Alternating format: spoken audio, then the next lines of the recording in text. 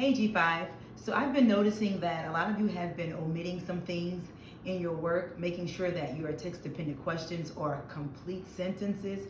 Well, today, just like we would do in the classroom, I'm getting ready to show you a think aloud of how you're supposed to respond to your questions specifically. Let's take a look here. So if you notice, this is a familiar question that we did on last week. It was a compare and contrast sentence. And it says, what does Stanley have from the text Holes in common with Widge from the text Shakespeare Stealer?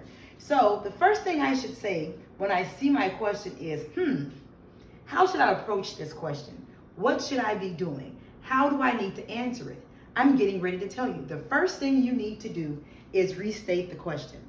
How do I restate the question?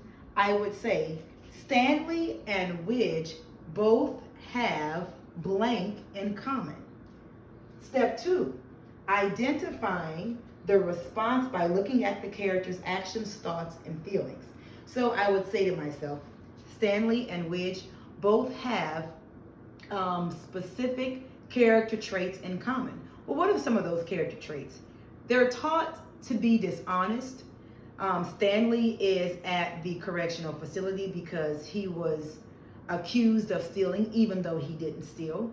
Widge was an alleged thief, but Widge didn't want to steal. He was an honest person. So both of their character traits are somewhat similar. The last approach you should do when you're trying to respond to a text-dependent question, you need to support your answer with a sentence frame in the text it says. This is what I'm noticing that scholars are leaving off specifically.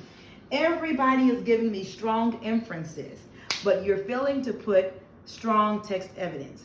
And we need relevant text evidence. When we talk about relevant text evidence, we need to know, does it make sense? So if we're talking about Stanley and if we're talking about Widge's character's actions, then I need text evidence that supports it relevantly, meaning I'm pulling text evidence that specifically talks about Stanley's actions.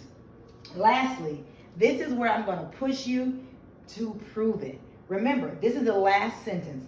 Tell me what the quote shows by adding this sentence frame. This quote shows.